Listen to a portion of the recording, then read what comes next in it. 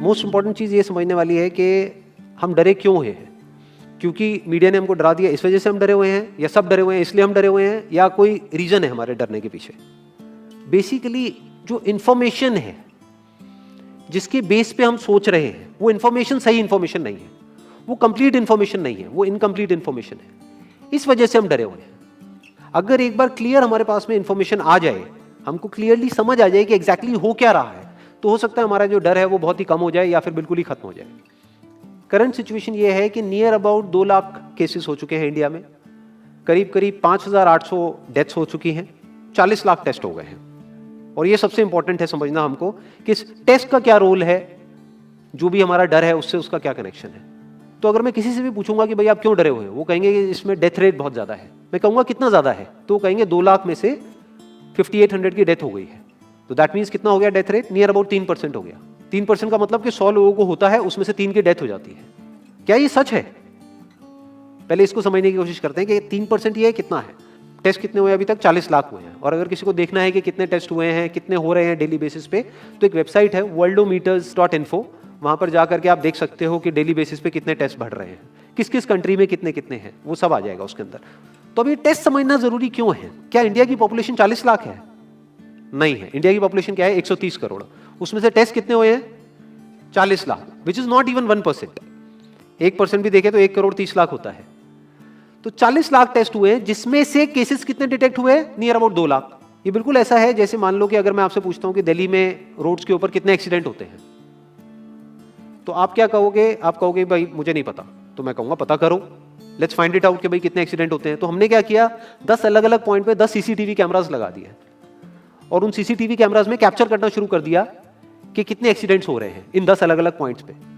तो उसके बाद में मैंने 1 महीने बाद आपसे पूछा कि हाँ भाई दिल्ली में कितने एक्सीडेंट्स होते हैं, तो आप कह रहे हो दिल्ली के 10 एक्सीडेंट होते हैं। तो मैं कहूंगा आपको कैसे पता? आप कहोगे भाई हमने कैमरास लगाया, उसमें कैप्चर हुआ, हमारे पास में प्रूफ है।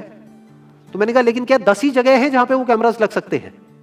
दिल्ली में ऐसी कितनी जगहें हैं जहां पे कि कैमरास लग सकते हैं, लगने चाहिए अगर एक्चुअल में हमको डिटेक्ट करना है। तो सिर्फ ये नहीं ना कि उस 10 के बेस पे हम बोले कि भाई 10 एक्सीडेंट हो रहे हैं, क्योंकि दिल्ली में एक्चुअल में तो हजारों एक्सीडेंट्स हो रहे हैं दिल्ली के। तो ये सारी हमारी कैलकुलेशंस ही गलत हो गई। इसलिए इसमें टेस्टिंग का बहुत बड़ा रोल है। मीडिया में जहां पर भी आ रहा है वहां पर डेली ये आ रहा है कि अच्छा कुछ दिन पहले तक 5,000 केसेस आ रहे थे, अब 6,000 केसेस बढ़ गए हैं, अब 7,000 केसेस हो गए हैं, 8,000 केसेस हो गए हैं। बट कोई ये नहीं देख रहा कि उसके साथ साथ में टेस्ट भी बढ़ रहे हैं। तो अब एक्चुअल में डेथ रेट कितना है उसको कैलकुलेट करना बहुत जरूरी है। उसी के बेस पे डिसीजन निकलेगा कि इससे हमको डरना चाहिए या नहीं डरना चाहिए। किसी भी बीमारी से हमको डरना चाहिए नहीं डरना चाहिए, that is not on the basis of कि उसका इलाज है या नहीं है। क्योंकि इलाज तो अभी तक सर्दी जुकाम का भी नहीं है, सर्दी जुकाम की भी कोई वैक्सीन नहीं है। क्या हम उससे डरते हैं? नहीं डरते हैं। क्यों? क्योंकि ज्यादा लोग नहीं मरते हैं। तो सबसे पहले डेथ रेट कैलकुलेट करते हैं कि एग्जैक्टली कितना है। कितने टेस्ट हुए? 40 लाख टेस्ट हुए, उसमें से 2 लाख लोगों को हुआ, तो नियर अबाउट एवरेज कितनी आई? 5% की। अगर यही हमने 4 करोड़ टेस्ट करे होते तो कितने डिटेक्ट हो गए होते? अब तक 20 लाख हो जाते। 40 करोड़ करे होते तो कितने हो जाते? 2 करोड़ हो जाते। टोटल अगर कर लिए होते हमने टेस्ट 130 करोड़ का, तो कितना नंबर निकल करके आ जाता? Near about 5 crore. इसका मतलब 5 करोड़ लोगों को या तो आज की डेट में है या हो चुका है। और एक और मजे की बात यह है कि कोरोना में ऐसा नहीं है कि जिसको भी होता है उन सबके सिम्टम्स आते हैं। 80% से ज्यादा जो केसेस होते हैं वो असिम्टोमेटिक होते हैं, उनमें कोई सिम्टम्स नहीं आते हैं। यानी अगर मुझे हो गया है और मैं ठीक भी हो गया हूं तो मुझे पता तक नहीं है। वो तब मुझे पता लगेगा अगर मैं अपने टेस्ट कराऊंगा जिसको एंटीबॉडी टेस्ट बोलते हैं, और मेरी बॉडी में एंटीबॉडीज मिलेंगी, तब मैं कह सकता हूं कि हाँ मेरे को था और वो ठीक हो गया है। तो अभी अगर हम बेसिक सी कैलकुलेशन करें तो 5 करोड़ निकल करके आ रहा है नंबर। उसमें से डेथ कितनी हुई है? 5,800। तो 5 करोड़ में से 5,800 डेथ हुई है। पहले तो इसको कैलकुलेशन को हमको ठीक करना है। डेथ को अंडर रिपोर्ट करने का कोई तरीका नहीं है, बल्कि ओवर रिपोर्ट किया जा सकता है। ओवर रिपोर्ट कैसे? फॉर एग्जांपल आपकी बॉडी में टेस्ट हुआ, आपकी बॉडी में मिला कोरोना वायरस, लेकिन आपके अंदर पहले ही बहुत सारी प्रॉब्लम्स चली रही थी, तब भी आपकी किसी ना किसी वजह से डेथ होने ही वाली थी। बट क्योंकि ये कोरोना आया आपकी बॉडी में, इस वजह से आपकी डेथ हो गई, तो ये ट्रिगर कर गया। तो ये जो 5800 का नंबर है, ये इससे कम तो हो सकता है, इससे ज्यादा होने के चांसेस बहुत कम है। बट एक बार को हम मान लेते हैं कि इतना ही है नंबर, ना कम है ना ज्यादा है, तो कितनी परसेंटेज निकल करके आई? 5 करोड़ में से अगर 5800 डेथ्स हुई हैं तो क्या परसेंटेज निकल करके आई? Near about 0.01%। ये उससे बहुत कम है जितनी डेथ्स हमारे यहां पे होती हैं रोड एक्सीडेंट की वजह से। हर साल की अगर हम एक कैलकुलेशन देखें तो 1.5 लाख से ज्यादा डेथ हो जाती है इंडिया में रोड एक्सीडेंट्स की वजह से। हर 4 मिनट में एक डेथ होती है रोड एक्सीडेंट की वजह से। और अगर अभी आप देखोगे सड़कों पे एक बहुत ही फनी चीज नजर आ रही है, टू व्हीलर पे जा रहे हैं, मास्क सबने लगाए हुए हैं, कभी भी नोट करना इस चीज को, हेलमेट नहीं पहने हुए, हेलमेट बहुत कम लोगों ने पहने हुए हैं। इससे हमको क्या समझ आ रहा है, क्या ये समझदारी है, बेवकूफी है?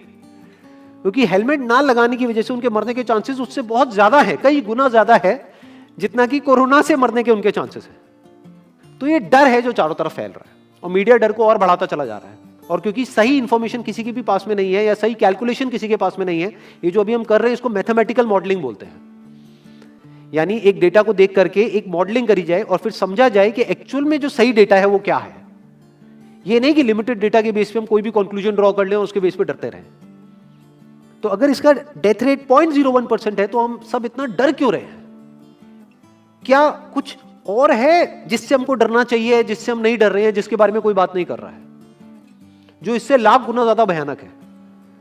मतलब कोरोना से लाख गुना ज्यादा खतरनाक कुछ है जिससे हम नहीं डर रहे हैं और इससे हम डर रहे हैं। वो क्या है जिससे हमको डरना चाहिए? अनएम्प्लॉयमेंट। अभी पीछे कुछ आर्टिकल्स आए थे न्यूज़पेपर में जहां पे एक फिगर आई थी निकल करके, I am not too sure ये फिगर कितनी सही है कितनी नहीं है, जहां पे आया था कि 13 करोड़ लोग अनएम्प्लॉयड हो गए। इस फिगर से हमको डरना चाहिए। 13 करोड़ लोग अनएम्प्लॉयड होने का मतलब हम समझते हैं कि इसका मतलब क्या है? इसका मतलब ये, अगर इकोनॉमी पॉइंट ऑफ व्यू से देखोगे, कि ये जो 13 करोड़ लोग हैं ये अपने जो खर्चे हैं वो अब बहुत ही लिमिट में कर देंगे। जिस बंदे की नौकरी चली गई है, क्या वो जाकर के मार्केट में नए कपड़े खरीदेगा? क्या अपने बच्चों के लिए खिलौने खरीदेगा? ट्रैवल एंड टूरिज्म तो भूल ही जाओ। ऐसी और हजारों इंडस्ट्रीज हैं जिनकी धज्जियां उड़ जाएंगी क्योंकि डिमांड कम हो जाएगी ओवरऑल इकोनॉमी के लेवल पे। जब डिमांड कम होगी तो क्या करना पड़ेगा इन ब्रांड्स को, इन कंपनीज को क्या करना पड़ेगा, इन मैन्युफैक्चरर्स को क्या करना पड़ेगा? अपनी सप्लाई को कम करना पड़ेगा। जितनी उन्होंने सप्लाई कम करी, अनएम्प्लॉयमेंट और बढ़ गया कि आज जो नंबर 13 करोड़ है वो बढ़ करके कितना हो गया, 20 करोड़। यानी पूरा का पूरा लूप बन जाएगा। इस लूप को बोलते हैं रिसेशन, जो ग्लोबली ऑलरेडी रिसेशन आ चुका है। और अगर यही रिसेशन और डीप होता चला जाए तो उसको बोलते हैं डिप्रेशन, जहां से एक इकोनॉमी को बाहर आने में 5 से 10 साल लगते हैं। तो इकोनॉमी का पहले ही बुरा हाल था, प्लस इस कोरोना की वजह से और बुरा हाल हो गया है, प्लस जो रहा सहा हमारा जो अपना डर है वो सिचुएशन को और खराब करता चला जा रहा है। और इस डर को हर कोई बढ़ा रहा है, कोई भी कम करने का काम नहीं कर रहा है। एक्चुअल में अगर आप मेरे स्टैंड पॉइंट से देखोगे तो डरने की कोई जरूरत ही नहीं है, क्योंकि जो डेथ रेट है वो बहुत ही कम है। तो हम डर क्यों रहे हैं? सोचो। बस इसलिए कि डेथ नहीं होनी चाहिए। अगर यही हमारा ऑब्जेक्टिव है कि डेथ नहीं होनी चाहिए, मतलब हम कहते हैं कि किसी की डेथ नहीं होनी चाहिए, तो फिर तो लॉकडाउन परमानेंट हो जाना चाहिए, सड़कों पे निकलना ही नहीं चाहिए, क्योंकि सीधा सीधा 1.5 लाख डेथ बचेंगी। 1.5 लाख लोग जो हर साल एक्सीडेंट में मरते हैं उनको हम बचा सकते हैं ना, उनकी लाइफ बच जाएगी। परमानेंट कर दो लॉकडाउन को। कैसा है आइडिया? ये बिल्कुल ऐसा है जैसे मैंने एक आदमी की एक कहानी सुनी थी, उसके घर में एक चूहा घुस गया, तो उस चूहे को उसने पकड़ने की बड़ी कोशिश करी, लेकिन वो चूहे को नहीं पकड़ पाया। तो एंड में उसने क्या किया, घर पे आग लगा दी, अपने घर में आग लगा दी। उसके बाद भी चूहा तो बच करके निकल गया, घर चला गया, घर जल गया। यही हालत है इसकी, कोरोना की। इस डर को हमको खत्म करना पड़ेगा, तब जाकर के इस प्रॉब्लम का एक्चुअल में सॉल्यूशन निकलेगा, जो रियल प्रॉब्लम है। और रियल प्रॉब्लम कोरोना नहीं है। रियल प्रॉब्लम क्या है? हमारी जो इकोनॉमी है। रियल प्रॉब्लम क्या है? अनएम्प्लॉयमेंट। तो इस वीडियो के थ्रू मैं अपनी एक हम्बल रिकमेंडेशन देना चाहूंगा गवर्नमेंट ऑफ इंडिया को, या जो भी लोग एक पर्टिकुलर पोजीशन पे हैं उन लोगों को, कि हमको टेस्ट करने कम करने हैं, टेस्ट बढ़ाने नहीं है। अभी हम गलती क्या कर रहे हैं? टेस्ट बढ़ाते चले जा रहे हैं, जिसकी वजह से केसेस बढ़ते चले जा रहे हैं, जिसकी वजह से डर बढ़ता चला जा रहा है।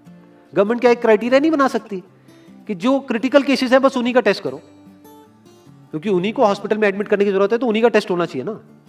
जो वैसे ही ठीक हो रहे हैं, अपने आप ही ठीक हो रहे हैं, जिनको माइनर सिम्टम्स हैं और वो खुद ही ठीक हो रहे हैं, उनका टेस्ट करने की क्या जरूरत है? उससे तो पैनिक और बढ़ेगा। अगर टेस्ट कर भी दिया तो हम करने क्या वाले हैं? उनको क्या हॉस्पिटल में एडमिट करने वाले हैं? नहीं, घर पे क्वारंटाइन करने वाले हैं। अभी जो क्वारंटाइन वाला फंडा है, ये भी जब बेस छोटा होता है तब तो काम करता है, जब करोड़ों में हो जाता है तब काम नहीं करता है। मैं अगर एग्जांपल से समझाने की कोशिश करूं, जो मेरी थॉट प्रोसेस है उसको इमेजिन करो। एक ऐसी सिचुएशन है कि हम एक घर में है और चारों तरफ से बाढ़ आई हुई है, और ये जो घर है हमारा वो ऐसा है, इसको इमेजिन करो, जहां पे हजारों दरवाजे हैं। तो हम क्या करें, इसमें से एक दरवाजे को पकड़ लें और उसी को पक्का करते चले जाएं। ये है क्वारंटीन, और बाकी के हजारों खुले पड़े हैं। एक को हम पक्का करते चले जा रहे हैं क्योंकि यहां से पानी अंदर नहीं आना चाहिए। इंडिया की पॉपुलेशन क्या है? 130 करोड़। टेस्ट कितने हुए हैं अभी तक? 40 लाख। दिल्ली के कितने हो रहे हैं? 1 लाख। महीने के कितने हुए? 30 लाख। साल के कितने हुए? 3 करोड़ 60 लाख। तो यानी कि अगर हमको सबका टेस्ट करना है तो कितने साल लगेंगे? 36 साल। तो जब हमको दिख रहा है साफ साफ कि हम सबका टेस्ट कर ही नहीं सकते, तो हम टेस्ट क्यों बढ़ाते चले जा रहे हैं? या तो सबका टेस्ट करो और सब में से सबको देख करके सबको क्वारंटाइन कर दो। ये बिल्कुल ऐसा हुआ कि वो जो घर है जिसकी मैंने अभी बात करी, या तो उसको हर तरफ से सिक्योर करो कि अगर उसके 1000 दरवाजे हैं तो एक को बंद मत करो, सारे बंद कर दो। तब आप कह सकते हो कि यहां पानी अंदर नहीं आएगा, कि हमने 130 करोड़ लोगों का टेस्ट कर लिया है, उसमें से केसेस निकल गए हैं 6 करोड़ और 6 करोड़ को हमने क्वारंटीन कर दिया है, अब ये आगे नहीं फैलेगा, अब 6 करोड़ से 10 करोड़ पे नहीं जाएगा। बट हमने टेस्ट ही करे 40 लाख, जिसमें से केसेस आए 2 लाख। अगर इन 2 लाख को हमने क्वारंटीन कर भी दिया तो बाकी करोड़ों लोग तो बाहर घूम रहे हैं ना, तो उससे होगा क्या? तो अब हमको समझ जाना चाहिए कि इसको रोकने का कोई तरीका नहीं है। तो अब इसका प्रैक्टिकल सॉल्यूशन क्या है? गवर्नमेंट की तरफ से हमको सिर्फ ये इंफॉर्मेशन चाहिए कि भैया अभी कितने बेड्स ऑक्यूपाइड हैं आपके स्टेट में, और अभी कितने और आपने अरेंजमेंट कर रखा है और कितने और कर सकते हो। अब वो बेड चाहे किसी हॉस्पिटल में हो चाहे किसी होटल में हो। और प्लस ये इंफॉर्मेशन क्यों नहीं जा रही लोगों के पास में कि इतना डरने की जरूरत नहीं है जितना आप डर रहे हो। हाँ ठीक है, प्रिकॉशंस लो, सेफ्टी मेजर्स लो, सोशल डिस्टेंसिंग को मेंटेन करो, लेकिन इतना डरने की जरूरत नहीं है जितना आप लोग डर गए हो, क्योंकि डेथ रेट कम है। ये इंफॉर्मेशन जानी चाहिए अब लोगों के पास में, वक्त आ चुका है। अगर ये नहीं गई तो प्रॉब्लम सॉल्व नहीं होने वाली इकोनॉमी के लेवल पे। कॉन्फिडेंस खत्म हो चुका है, रियलिटी को हमको पहले समझना होगा। अभी प्रॉब्लम क्या हो रही है? हम कह रहे हैं कि हाँ कंस्ट्रक्शन एक्टिविटीज अलाउड है। गवर्नमेंट को क्या लग रहा है अलाउड बोल करके सारी प्रॉब्लम सॉल्व हो जाएगी।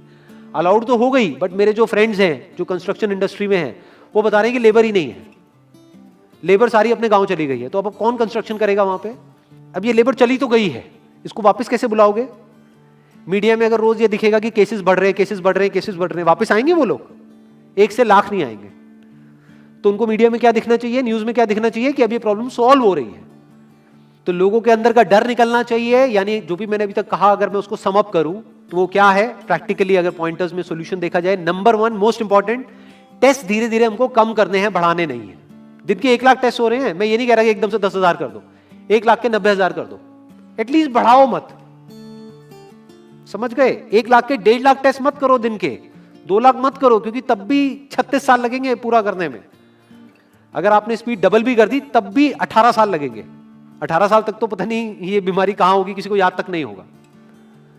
तो करना क्या है गवर्नमेंट को? अगर थोड़ा सा सेंसिबली चले कि टेस्ट को धीरे धीरे कम करते चले जाओ, यानी 1 लाख से 90,000 कर दो, फिर कुछ दिन बाद 80,000 कर दो, फिर 70,000 कर दो। इसकी वजह से क्या होगा?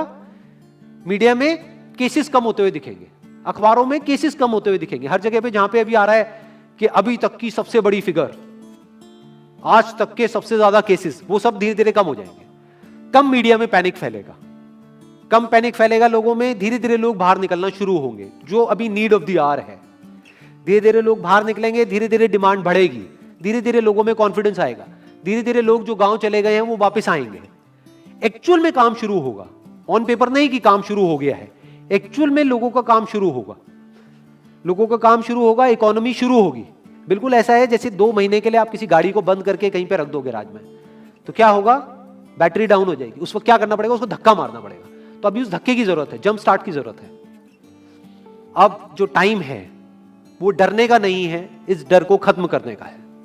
क्योंकि कोरोना ने जितने लोगों को नहीं मारा, ये डर मारने वाला है असलियत में। तो अब इस डर को खत्म करने का टाइम आ गया है। अब हम सबको मिलकर के दिमाग ये लगाना है, ये नहीं कि डर को कैसे बढ़ाएं, बल्कि दिमाग ये लगाना है कि डर को कैसे कम करें या खत्म करें, और लोगों के कॉन्फिडेंस को कैसे वापस से लेकर के आए।